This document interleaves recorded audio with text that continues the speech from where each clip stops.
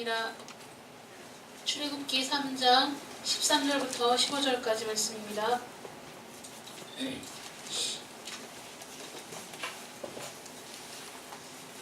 출애굽기 3장 13절부터 15절 말씀.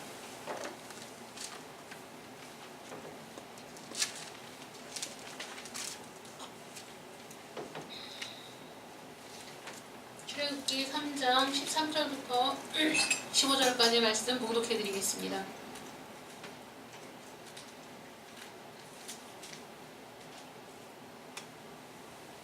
모세가 하나님께 아뢰되 내가 이스라엘 자손에게 가서 이르기를 너희의 조상의 하나님이 나를 너희에게 보내셨다 하면 그들이 내게 묻기를 그의 이름이 무엇이냐 하리니 내가 무엇이라고 그들에게 말하리이까. 하나님이 모세에게 이르시되 나는 스스로 있는 자이니라. 또 이르시되 너는 이스라엘 자손에게 이같이 이르기를 스스로 있는 자가 나를 너희에게 보내셨다 하라. 하나님이 또 모세에게 이르시되 너는 이스라엘 자손에게 이같이 이르기를 너희 조상의 하나님 여호와 곧 아브라함의 하나님, 이삭의 하나님, 야곱의 하나님께서 나를 너희에게 보내셨다 하라. 이는 나의 영원한 이름이요 대대로 기억할 나의 칭호니라. 아멘. 기도하겠습니다. 하나님 감사합니다. 하나님은 전능하신 하나님, 유일하신 하나님, 온 우주 만물의 오직 한 분이신 하나님이심을 우리가 고백합니다. 하나님께서 우리에게 하나님을 계시해 주시지 않았다면, 하나님의 이름을 말씀해 주시지 않았다면 이 세상에 태어난 수많은 사람들 중에 누가 하나님을 알 수 있으며 하나님의 이름을 알 수 있었겠습니까? 하나님과 우리는 이렇게 엄청난 차이가 나는 존재입니다. 하나님께서 우리를 만나 주시고 우리에게 계시해 주시고 우리에게 나타나 주셨기 때문에 우리가 하나님을 알게 됨을 감사드립니다. 이제 하나님께서 말씀하시는, 하나님께서 우리에게 보여주기 원하시는, 또 하나님 자신에 대해서 설명하시는 이 말씀들을 우리가 귀담아 듣고 또 읽으면서 하나님을 더 깊이 더 많이 알아갈 수 있도록 인도하여 주시옵소서. 이 시간에 하나님께서 지혜의 영으로 각 사람에게 임재하사 하나님의 말씀이 깨달아지고 믿어지고 확신 가운데 그 심령 속에 뿌리를 내릴 수 있도록 도와주시기를 간절히 원하옵고 예수님의 이름으로 기도드립니다. 아멘. 제가 국제제자훈련원에서 진행하는 그 제자훈련 5일 동안의 제자훈련을 받고 이제 돌아오면서 마지막 날에 그 사랑의 교회 순 모임을 어떻게 진행하는지를 보고 오전 시간에는 이제 그 순 모임에 참관을 해서 보고 오후에는 그 순 모임을 인도하는 이제 그런 시간을 가졌습니다. 워낙 그 교회는 제자훈련이 잘 되어 있어서 1년간의 제자훈련, 그 다음 또 1년간의 사역훈련을 거쳐야만 순장이 되는 그런 구조였는데 그 순원들의 모습을 보면서 제가 배운 게 있습니다. 그게 뭐냐면 이제 처음 오전에 갔다 온 그 순은 젊은 아기 엄마들이 모이는 이제 그 순이었는데 아기를 업고 안고 이제 온 그 엄마들이 보통은 여러분들도 구역예배 이제 드려보시면 아시겠지만 아이들이 이쁜 짓을 하거나 뭐 이러면 그 시선이 다 어떻게 되죠? 전부 아이에게로 시선이 다 가면서 이 흐름이 깨어지고 교사 입장에서 야 이거 모임을 인도하는 것이 정말 어렵거든요. 이제 주의가 분산되면서. 근데 제가 가서 보니까 이제 아이가 어떤 말썽을 부리면 물론 이제 아이 엄마가 일어나서 얼른 신속하게 아이를 케어하고 뭐 안고 그 제지하는 행동을 하지만 다른 사람들은 그 교사에게 완전히 집중해 있더라고요. 옆에서 이제 그 엄마가 일어나서 애를 뭐 케어하고 안고 이렇게 해도 거기에 이렇게 시선을 두지 않고 교사에게 집중하는 모습을 보면서 또 그 아기를 핑계대고 소홀히 하는 것이 아니라 다 책을 펴고 볼펜을 손에 잡고 메모하며 그 집중하는 모습을 보니까 참 그렇게 좋아 보일 수가 없었습니다. 우리는 뭐 아기 때문에 상황에 의해서 뭐 어쩔 수 없어서라고 하나님의 말씀을 연구하고 읽고 묵상하는 일에 그 게으른 자기 자신을 합리화시킬 때가 많이 있는데, 그 사람들의 모습을 보니까 아, 그런 게 아니구나. 정말 집중하기 힘든 상황인데도 참 신기하더라고요.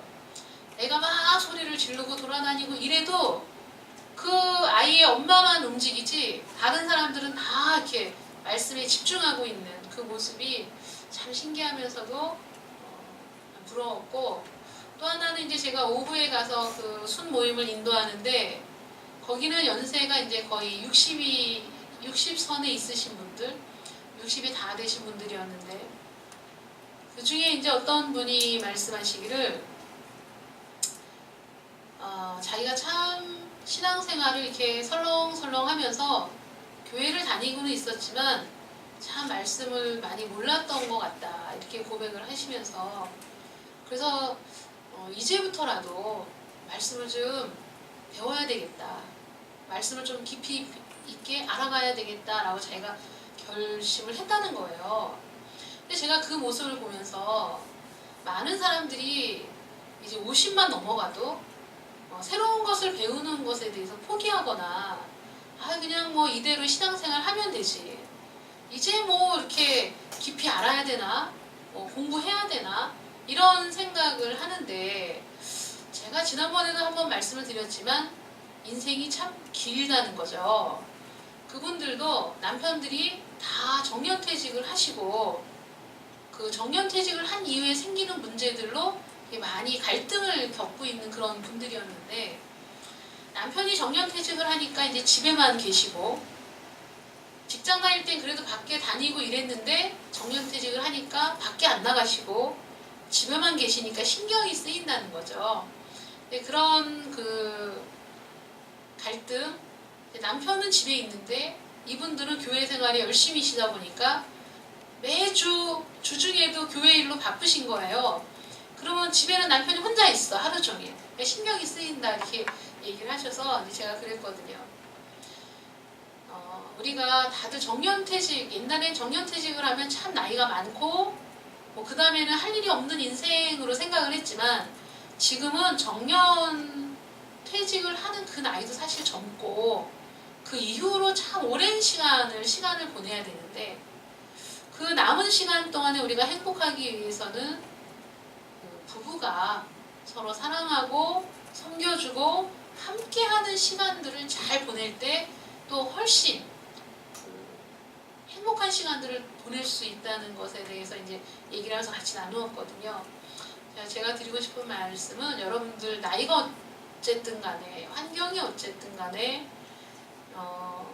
내가 살아있을 때, 내가 생명이 있을 동안에는 얼마든지 배울 수 있는 나이고, 또 새로운 것들을 시작하고 도전할 수 있는 나이라는 것, 또 어떤 환경이든지 간에 말씀에 집중하고자 하는 결단이 있으면, 또 그런 그 소망이 있으면 우리는 환경을 핑계대지 않고 말씀에 집중할 수 있다는 것에 대해서 말씀을 드리는 겁니다. 그래서 우리 오직 예수교회 성도 여러분들은 말씀에 집중하는 데에도 최선을 다하시고, 또 여러분들의 나이를 운운하면서 더 이상 앞으로 나아가는 것을 일찌감치 포기해버린 그런 분들이 아니라,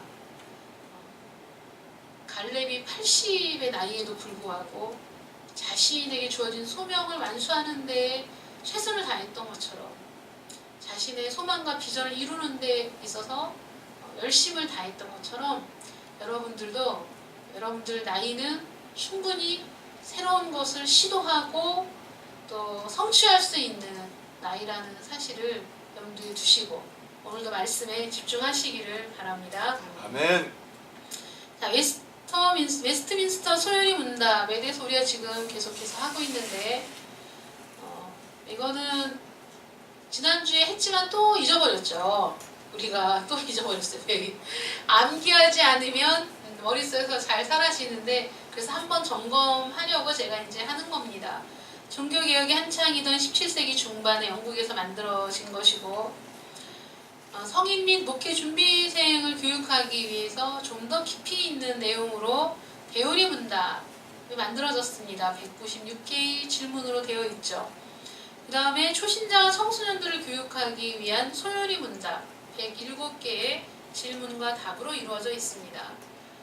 소요리 문답이나 대오리 문답, 우리가 꼭 알아야 할 교리에 대한 그 공부를 할 수 있는 문답인데, 이 요리문답을 통해서 기독교의 핵심 교리들을 잘 배우게 되면 이단의 공격으로부터 적극적으로 자신을 방어하고 대처할 수 있는 힘을 갖추게 될 뿐만 아니라 여러분들이 신앙생활을 할 때 여러 가지 어려운 시련과 환란이 닥칠 때에도 말씀을 붙잡고 승리할 수 있는 기본적인 체력이 길러진다는 것을 생각하시고 집중하시는 시간이 되시기를 바랍니다. 자, 소요리 문답이 몇 개라고 했죠? 107개의 질문으로 되어 있습니다. 그래서 여러분들이 지금 우리가 세 번째 시간인데 첫 번째 배운 것 무엇이었습니까? 첫 번째 질문이 무엇이었죠?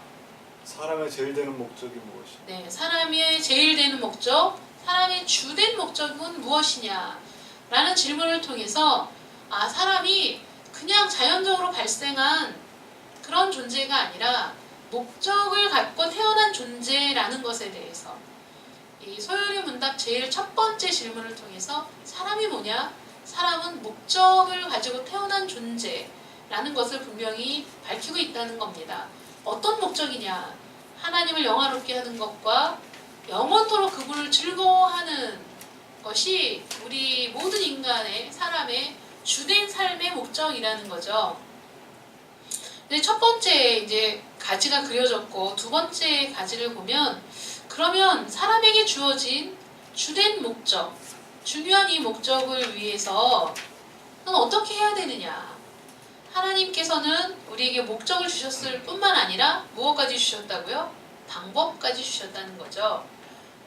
주된 목적을 성취할 수 있는 방법이 어디에 있느냐? 하나님께서 지시하신 유일한 규칙은 무엇입니까? 무엇이죠?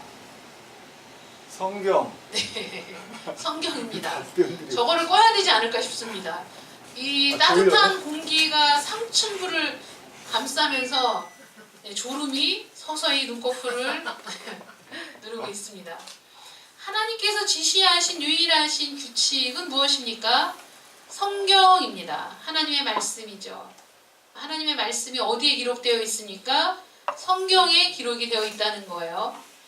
그래서 두 번째 질문은 하나님께서 지시하신 유일한 규칙이 있습니다. 그것은 하나님의 말씀입니다.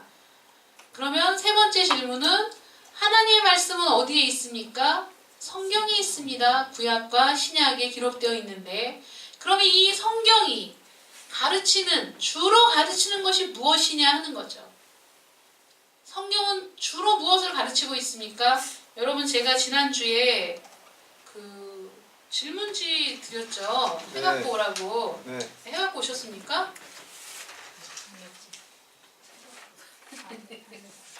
하려고 했는데 네. 시간이 없어서 못하셨죠. 책상에 있어요. 책상에.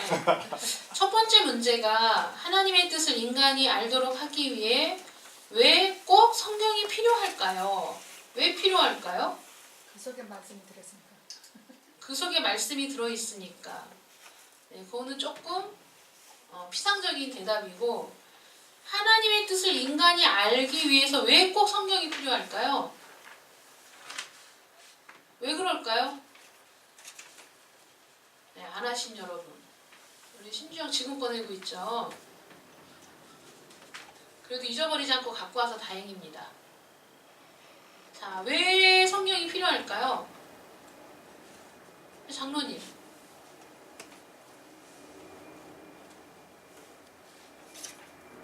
직접 계시는 그거 우리 장로님은 또 너무 공부를 많이 하셔가지고 너무 이제 지식적으로 잘 대답을 하려고 하시다 보니까 우선 단순하게 하나님의 뜻을 인간이 알기 위해서는 왜 꼭 성경이 필요하냐면 하나님의 뜻을 어디에 기록하셨기 때문이죠? 성경에 기록하셨기 때문이죠. 하나님은 우리가 어떻게 살아야 할지에 대해서 성경에 기록해 두셨다는 거죠. 첫 번째 질문이 사람의 주된 목적이 무엇이냐?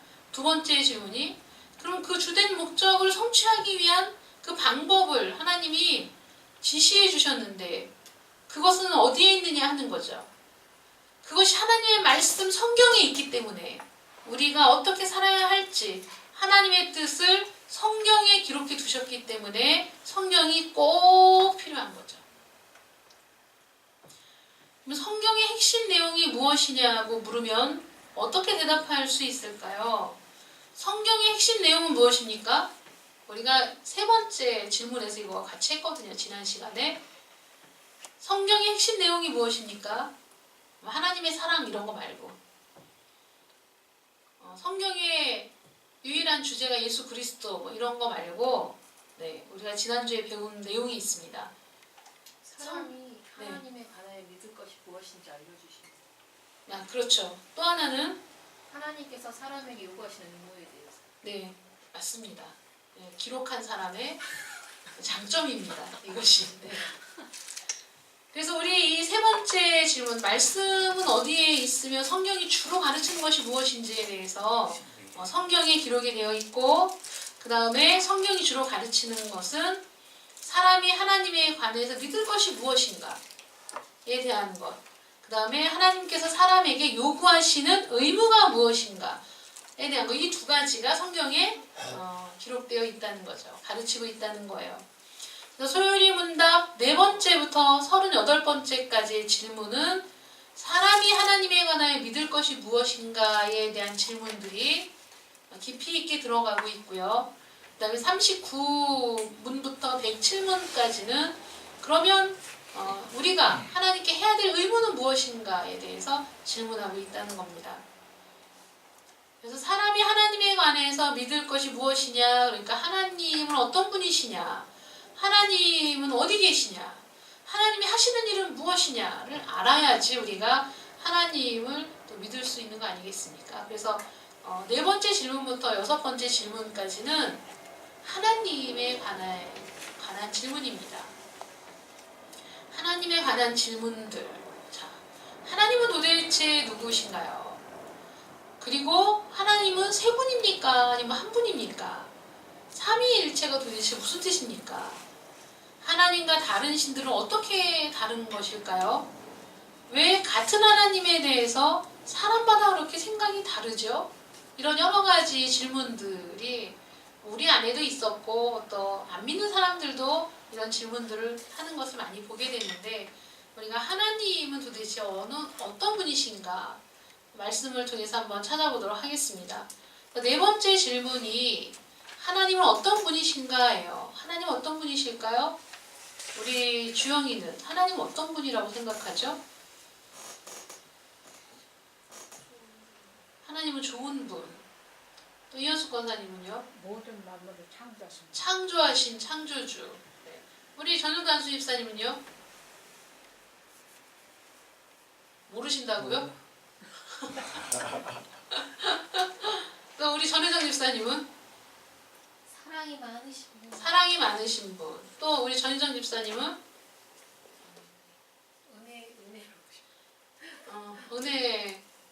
은혜가 많으신 분? 우리 신주식 장로님은요? 다 합해서요. 다 합해서요? 너무 얍삽한 대답이십니다. 자, 하나님은 어떤 분이실까요? 그러면 참 여러 가지 생각들이 많이 나죠. 대부분은 자신이 경험한 그 경험에 근거해서 생각을 많이 하게 되는데 하나님에 대한 정확한 지식을 어디서 알 수 있을까요? 성경을 통해서 알 수 있는 거죠. 네. 성경에서 말하고 있는 하나님이 아닌 다른 하나님을 말한다면 그것은 우리가 뭐라고 생각할 수 있죠? 이단이라고 생각할 수 있는 겁니다.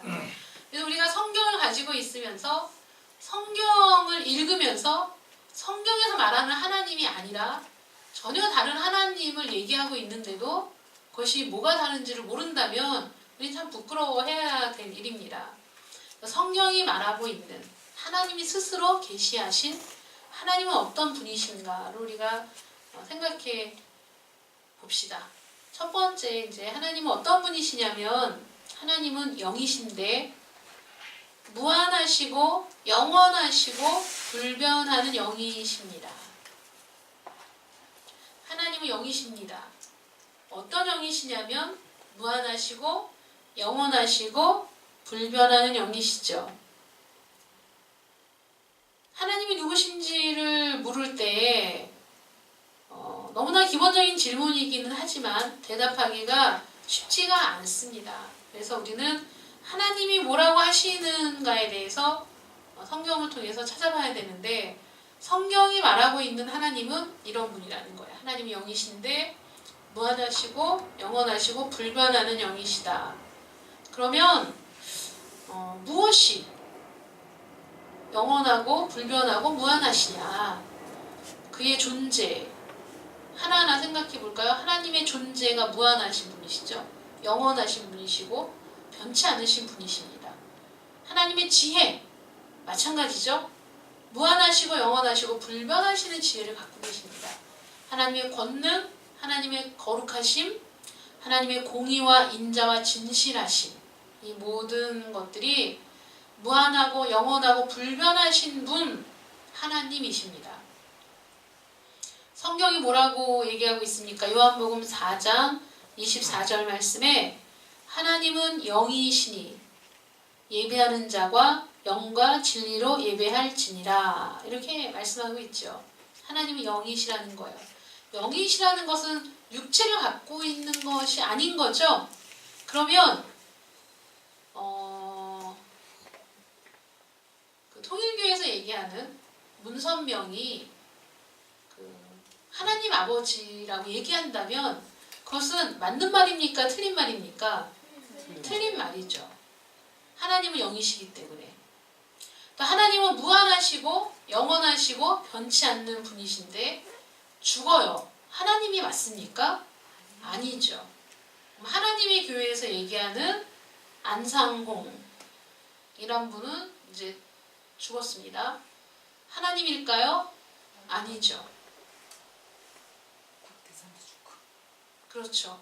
우리가 이런 것들을 볼 때 사실은 너무 간단한 거죠. 하나님은 영이시고 무한하시고 영원하시고 불변하신 분이시다 라는 것을 우리가 알고 있다면 그런 말들이 우리가 미혹될 일이 없습니다. 하나님은 영이시니 예배하는 자가 영과 진리로 예배할지니라, 이 말씀을 이제 기억하시면서, 자, 하나님은 영이신데 하나님 이꼴 영이라는 거죠. 하나님은 영이신데 어떤 영이시냐면 무한한 영, 무궁한 영, 불변하신 영이시라는 거예요. 그러면 무엇이 무한하고 무궁하고 불변한 것이냐? 존재와 지혜와 권능과 거룩하심과 공의와 인자와 진실하심이 무한하시고 무궁하시고 불변하시다는 거죠.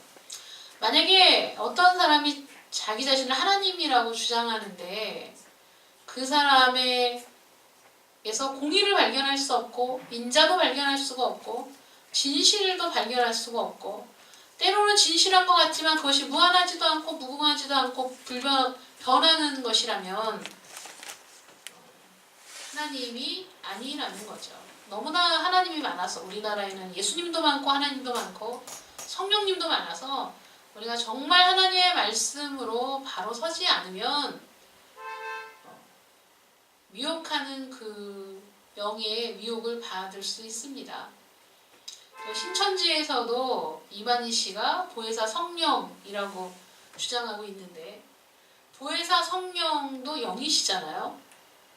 육체를 입고 존재하실 수 없는 것이죠. 성령께서도 무소부지하신 분이시거든요. 인간이 육체를 가지고 무소부지할 수 없죠. 그래서 우리가 하나님은 어떤 분이시냐에 대해서 이제 쭉 질문을 통해서 하나님의 속성, 또 그 하나님의 인격, 하나님의 어떠하심에 대해서 우리가 쭉 알아가면, 아, 하나님은 이런 분이시구나 하고 우리가 알게 되면 그 외의 것들을 걸러낼 수 있는 그런 지식도 우리 안에 생기게 되고 우리의 믿음도 잘못된 부분들이 이제 회복이 되는 거죠.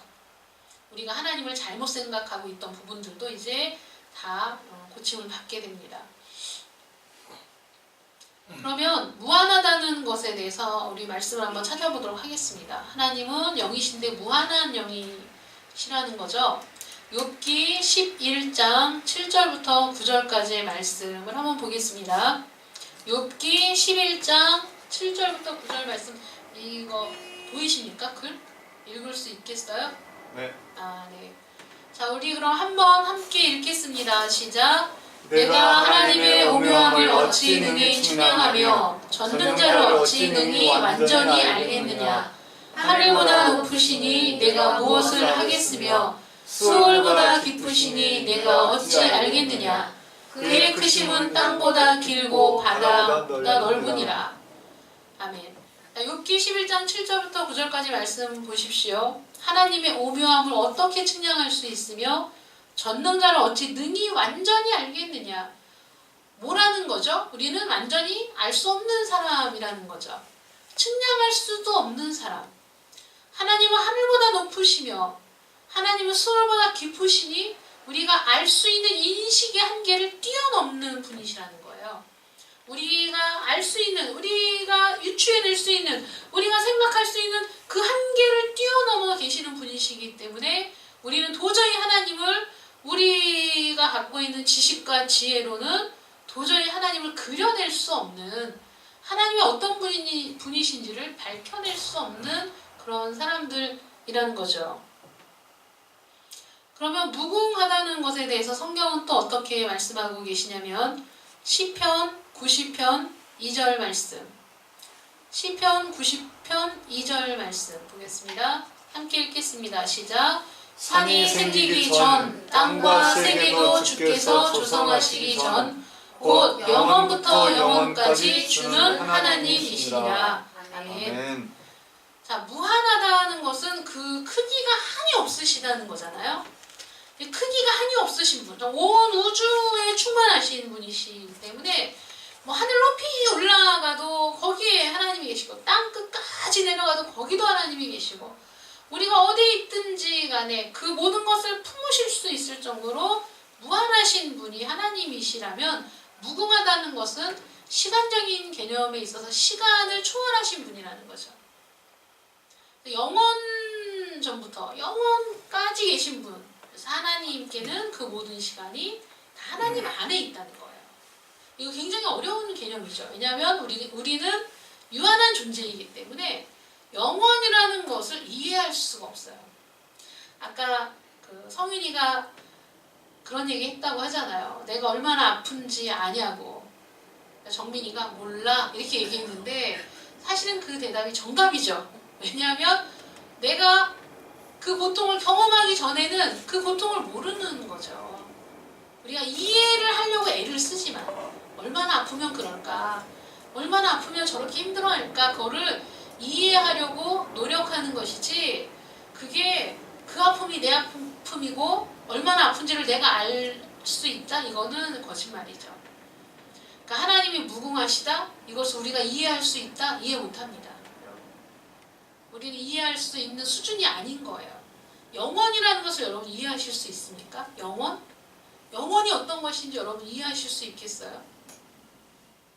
이해할 수가 없어요. 우리의 이 한계로 그 영혼을 담을 수가 없어요. 우리 유한한 존재이기 때문에 하나님이 말씀하시는 것을 보고 영혼이 어떤 것인가를 그냥 감을 잡을 뿐이죠. 그러니까 우리가 하나님에 대해서 판단할 수가 없는 겁니다. 우리가 어떤 일을 판단하고 비판하기 위해서는, 비평을 하기 위해서는 알아야만 되는 거잖아요. 책에 대한 비평도 그 책을 완전히 읽고 이해하고 나름대로 어떤 관점을 가지고 책을 바라볼 수 있는 그 정도의 소양을 갖추어야만 책을 비평할 수 있는 거죠. 하나님을 비평할 수 있는 사람이 있습니까? 없습니다. 하나님을 비판할 수 있는 사람이 있겠습니까? 없습니다. 하나님은 영원부터 영원까지 이 땅과 세계가 조성되기도 전에 존재하셨던 분이시기 때문에 하나님은 무궁하신 하나님이시라는 것, 영원부터 영원까지 계신 분이라는 것. 근데 더욱 중요한 건 그 영원부터 영원까지 계신 분이 불변하시는 분이라는 거예요. 여러분 이 속성이 뭐 이렇게 어려운 거를 왜 배워야 되지? 이런 거는 너무 어렵다. 그냥 우리는 은혜만 받으면 되지. 그렇게 어렵게 이런 것까지 해야 되나? 네, 해야 됩니다. 왜 그런지 아세요, 여러분? 변치 않으시는 하나님이심을 우리가 신뢰할 때, 믿을 때 우리의 소망을 하나님께 둘 수 있는 거예요.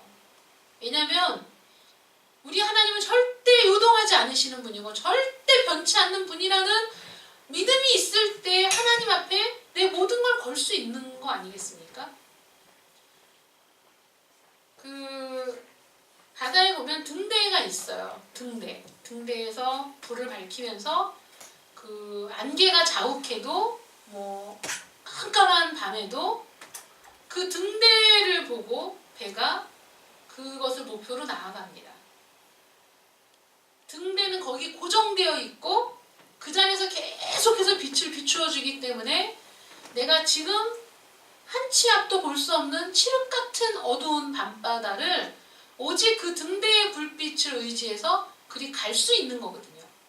근데 등대가 이리 갔다가 이리 갔다 막 변해. 얘가 날씨에 따라서 이쪽으로도 밀려갔다가 또 날씨 좋은 날은 이쪽에도 있다가 그런다고 하면 그 등대의 불빛을 내가 가야 할 목표로 설정할 수 있습니까? 못하는 거죠. 변함이 없다는 것, 불변하시다는 것, 하나님은 어제나 오늘이나 영원토록 동일하신 분이라는 것, 그것이 우리가 하나님을 신뢰하는 데 있어서 너무나 중요한 하나님의 성품이신 거예요. 하나님은 우리를 사랑하신대요. 근데 하나님이 우리를 사랑하시는 게 어제가 다르고 오늘이 다르고 내일이 달라. 우리가 하나님의 사랑을 의지할 수 있습니까? 의지할 수 없는 거죠. 하나님은 우리가 하나님께 나아갈 때 우리의 죄를 고백할 때 하나님은 언제든지 받아주시고 용서하시는 분이다. 우리가 이제 그렇게 경험도 하고 말씀을 통해서 확신을 얻었습니다.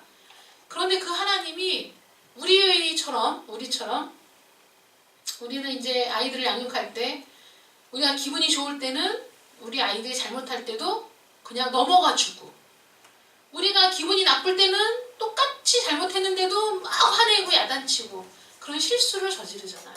감정에 따라서 상황에 따라서 우리의 판단이 달라지고 우리 하는 행동이 달라집니다.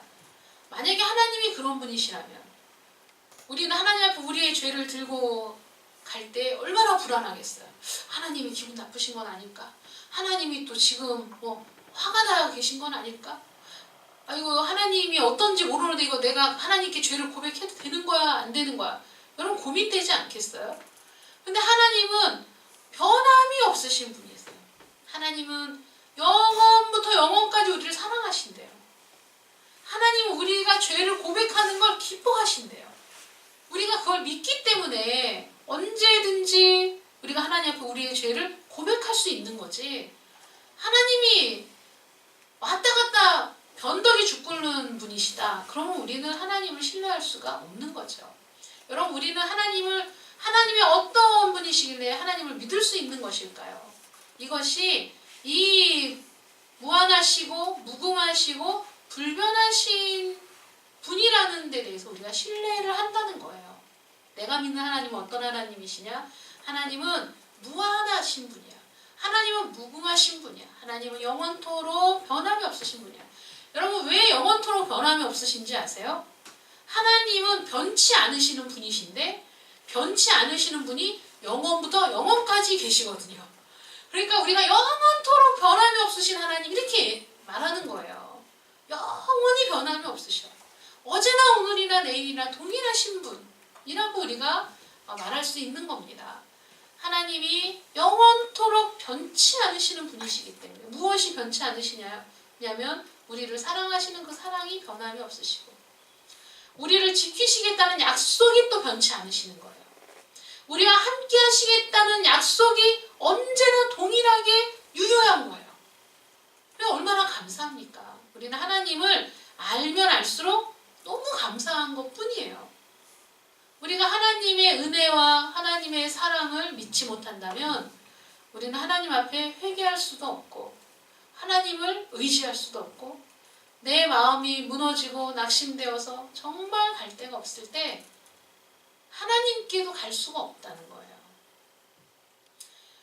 그 사랑의 교회 그 수훈에서 함께 말씀을 나눌 때 그런 얘기를 했거든요. 남편하고 사이가 좋을 때는 갈 데가 많아요. 오라는 데도 많아요. 남편하고 3차 세계대전 그 전쟁을 치르고 나면 갈 데가 없어요. 그쵸 여러분? 갈 데가 없어요. 싸우고 나면 갈 데 없습니다. 어디 갑니까? 안 그래도 속상한데 행복한 사람도 보고 싶지 않고, 안 그래도 속상한데 잘 사는 사람 얘기 듣고 싶지도 않고, 안 그래도 속상하기 때문에 속상한 모습 보여주고 싶지도 않고 갈 데가 없습니다.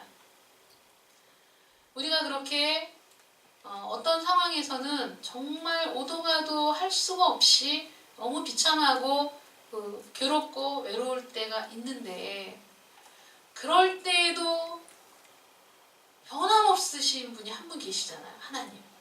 변함없으신 분. 언제나 우리를 사랑하시는 분. 내가 너를 영원한 사랑으로 사랑한다고 하나님 그렇게 말씀하시거든요. 내가 너를 사랑하는데 그냥 사랑하는 게 아니야. 영원한 사랑으로 너를 사랑한다. 그 사랑은 어느 때인가 변하지 않아요.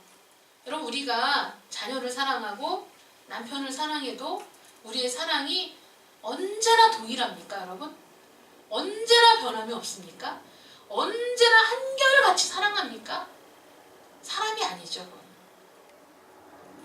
그래서 우리는 다른 사람이 우리를 사랑한다고 해도 때로는 믿지 못할 때도 있고 확신을 갖지 못할 때도 있지만, 하나님은 변하지 않는 분이시기 때문에 내가 너를 영원한 사랑으로 사랑한다는 그 사랑은 내가 바뀌는 것일 뿐이지 하나님이 절대로 바뀌시는 분이 아니라는 거예요. 하나님은 불변하신 분이기 때문에 우리를 향한 약속도 불변, 우리를 향한 사랑도 불변, 우리에게 하신 모든 말씀도 불변의 말씀이 된다는 거죠. 그래서 야고보서 1장 17절 말씀 함께 읽겠습니다. 시작. 온갖 좋은 은사와 온전한 선물이 다 위로부터 빛들의 아버지께로부터 내려오나니 그는 변함도 없으시고 회전하는 그림자도 없으시니라. 아멘. 변함이 없으신 분이십니다. 그럼 하나님은 무한하시고 무궁하시고 불변하신 영이신데 무엇이 무한하고 무궁하고 불변하시냐 하는 거죠. 첫 번째가 하나님의 존재가 무한하고 무궁하고 불변하시다는 거죠. 출애굽기 3장 14절 말씀 함께 읽겠습니다. 시작. 하나님이 모세에게 이르시되 나는 스스로 있는 자이니라. 또 이르시되 너는 이스라엘 자손에게 이같이 이르기를 스스로 있는 자가 나를 너희에게 보내셨다 하라. 아멘. 자, 여러분들 중에 스스로 존재하시는 분이 계십니까? 이 세상에 태어난 모든 사람이 스스로 존재하는 사람이 없습니다. 다 부모에 의해서 출생하게 된 거죠. 내가 원하는 때에 내가 원하는 부모 밑에서 내가 원하는 환경 속에서 원하는 시대와 나라에서 태어날 수 없습니다. 우리는 스스로 존재할 수 있는 사람이 아닌 거죠. 부모에게 생명을 받아서 이 세상에 출생을 합니다. 그런데 하나님께서는 스스로 존재하시는 분이라는 거예요. 나는 스스로 있는 자니라. 스스로 존재하시는 분이 당신의 모습을 스스로 나타내 보이시기 전에는 그 누구도 알 수 없는, 너무나 위대하셔서 볼 수가 없는 거죠. 우리가 지구가 지금 하루에 한 바퀴씩 돌고 있습니다, 여러분. 그걸 뭐라 그러죠? 자전이라고 하죠. 그런데 여러분들이 그 속도를 느끼십니까? 엄청 빨리 도는 거죠, 지구가. 그 빨리 돌고 있는 걸 여러분들 느끼고 사세요? 그럼 못 느끼고 살죠. 너무나 거대하기 때문에 우리가 인식을 못하는 거예요. 하나님의 존재도 우리 스스로는 인식하기가 어렵습니다. 우리가 지난번에 한 것처럼 일반 계시가 있고 특별 계시가 있어서, 일반 계시는 자연 만물을 보고 창조주에 대해서 우리가 생각할 수 있고 알 수도 있다는 말씀을 드렸지만, 일반 계시조차도 하나님이 계시하신 것이지 하나님이 계시하시지 않은 것이 아니지 않습니까? 하나님이 창조하신 것을 보고 하나님이 조성하신 만물을 보고 우리가 느낄 수 있는 겁니다. 그래서 그것조차도 일반 계시조차도 하나님이 계시하시지 않았다면 우리는 도무지 하나님을 알 수 없는 존재였다는 거죠. 하나님의 존재 스스로 계신 분이시기 때문에 영원토록 무궁하도록 무한하신 그 분이시라는 겁니다. 또 지혜에 있어서도 무한하고 무궁하고 불변하신 분이신데 우리 시편 147편 5절 말씀 함께 읽겠습니다. 시작. 우리 주는 위대하시며 능력이 많으시며 그의 지혜가 무궁하시도다. 네. 그의 지혜가 무궁하시도다. 다함이 없으시다는 거죠. 우리는 열심히 배우고 많이 익혀도 다함이 있어요. 한계를 느껴요. 또 우리가 한 거 외에 그 외의 것들은 또 모릅니다. 그래서 사람들이 얘기하죠. 배움의 끝이 없어요. 배워도 배울 것들이 있어요. 근데 하나님께서는 무궁하시기 때문에 그 지혜가. 그러면 우리는 사랑의 교회에서 금요일날 실습을 하기 전에 목요일 밤에 모든 이제 목회자들이 분주하게 그 다음에 있을 순 모임을 준비하는데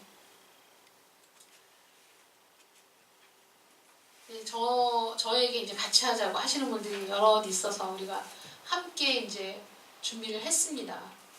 그리고 나서 이제 내려오는데 그 함께 했던 목사님 중에 엘리베이터 안에서 어떤 남자 목사님을 만났어요.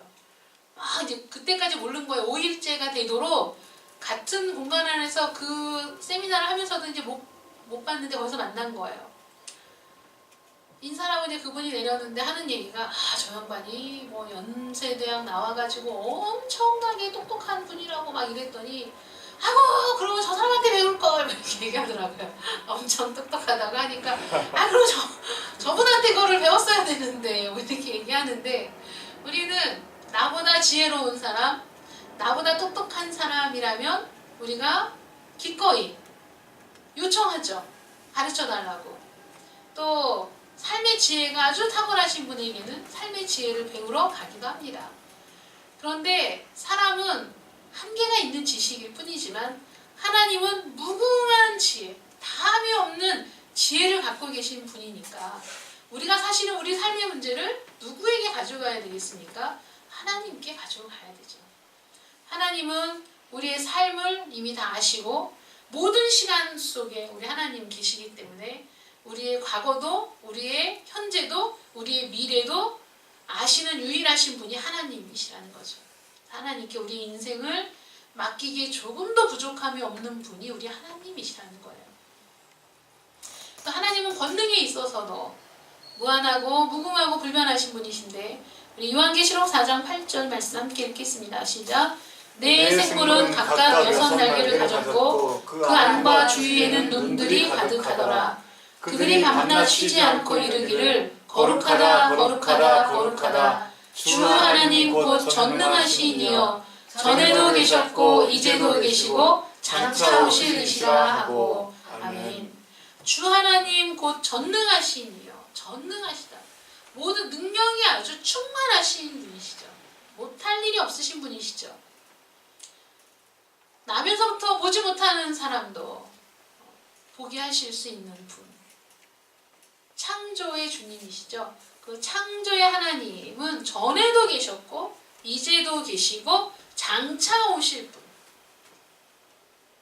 그거는 곧 무궁하신 분이라는 거죠. 전에도 계셨고 이제도 계시고 장차 오실 분. 우리 주님, 우리 주 하나님은 전능하신 분이시라는 거예요. 그 다음에 거룩하심에 있어서도 무한하시고 무궁하시고 불변하신데 우리 요한계시록 15장 4절 말씀 함께 읽겠습니다. 시작. 주여 누가 주의 이름을 두려워하지 아니하며 영화롭게 하지 아니하오리까 오직 주만 거룩하시니이다. 주의 의로우신 일이 나타났음에 만국이 와서 주께 경배하리이다 하더라. 아멘. 오직 주만 거룩하시다는 거죠. 오직 주만 거룩하시다. 거룩이라는 말도 우리는 사실 이해하기가 어려운 말입니다. 우리는 거룩하지 않으니까. 거룩하다. 온전하게 구별되고 온전하게 거룩하시다는 말을 어떻게 다른 말을 표현하기가 굉장히 어려운데 정말 전혀 죄가 없으신 그 하나님, 그 거룩하신 분, 오직 주님만이 거룩하시기 때문에 주님만이 영광을 받으실 분이시죠.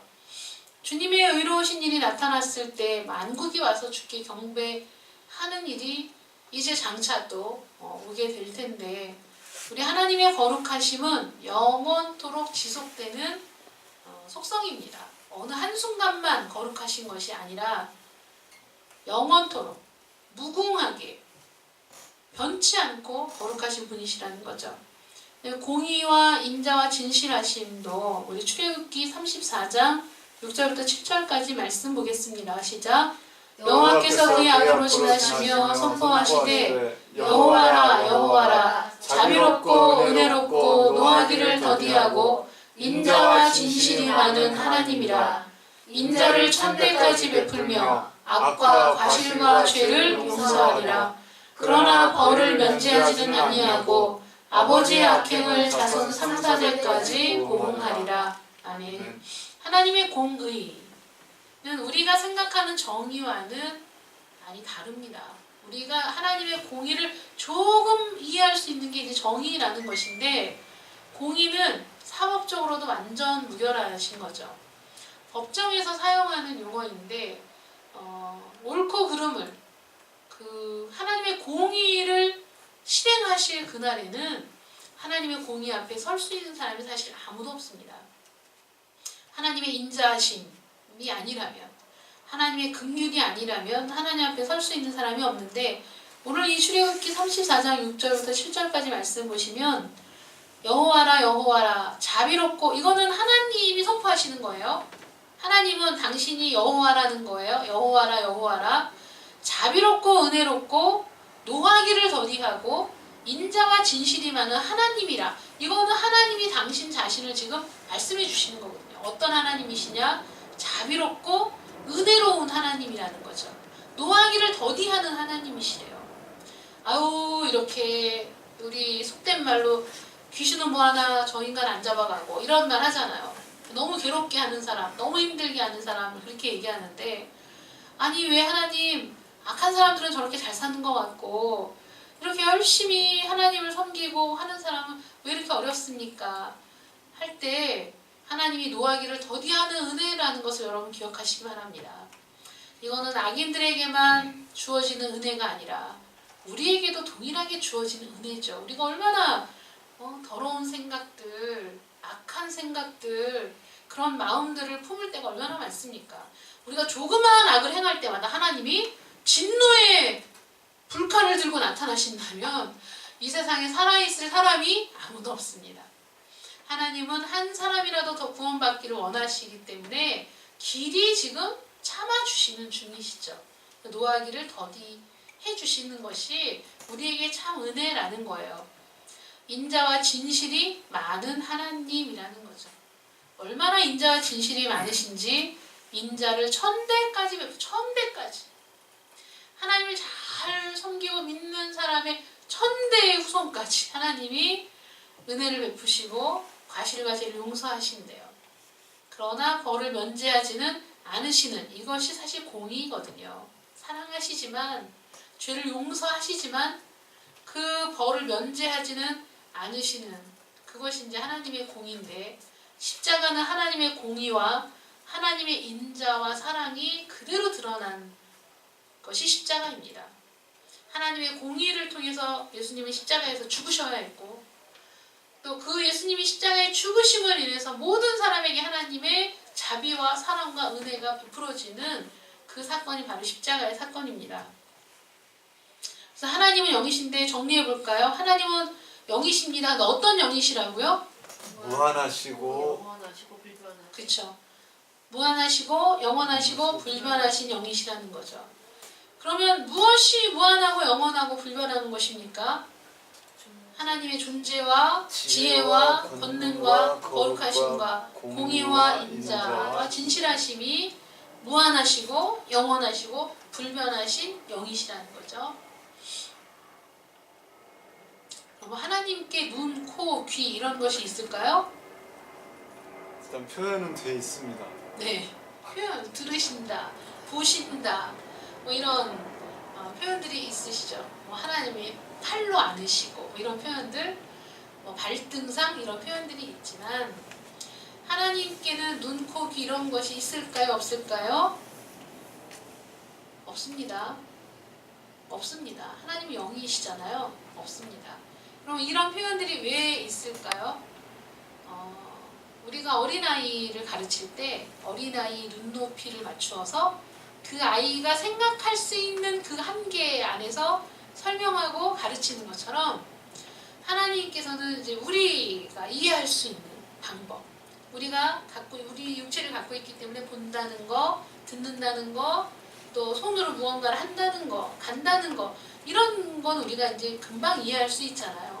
그러니까 하나님이 어떤 것들을 설명하실 때 우리 수준에 낮추어서 그렇게 설명을 하신 거예요. 이해를 도우시느라고 이렇게 설명하신 거고, 우리 주님께서 성육신 하신 이유도 우리 주님께서 성육신 하심으로 우리와 눈높이를 맞추시고 우리가 동일한 조건에서도 죄를 짓지 않으시고 모든 사람의 죄를 짊어지시려고 이 세상에 오신 거죠.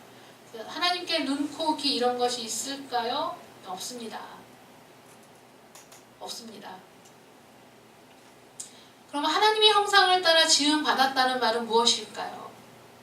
근데 아닙니다. 하나님께 눈, 코, 귀 이런 것이 있을 것 같습니다. 예수님께서도 나를 본 자는 아버지를 보았거늘 이렇게 말씀하셨는데 하나님이 눈, 코, 귀 이런 것이 없다고요? 제 생각에는 있는 게 맞습니다. 이렇게 얘기하시는 분들도 있습니다. 신학자들 중에도 있습니다.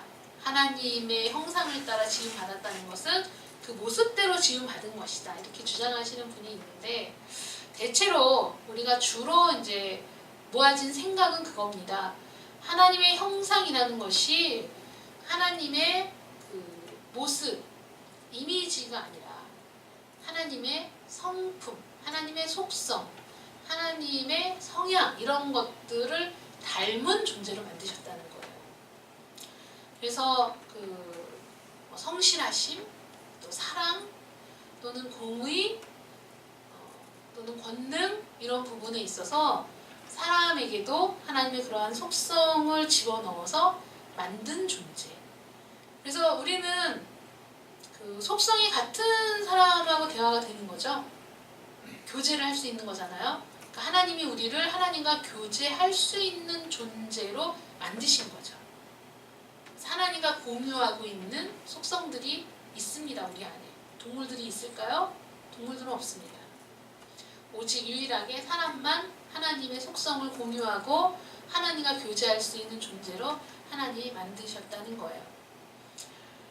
인간은 하나님과 차원이 다른 존재, 하나님과 우리는 엄청난 그 간격이 있는 존재이지만은 유사성이 있는 존재로 만드셨다.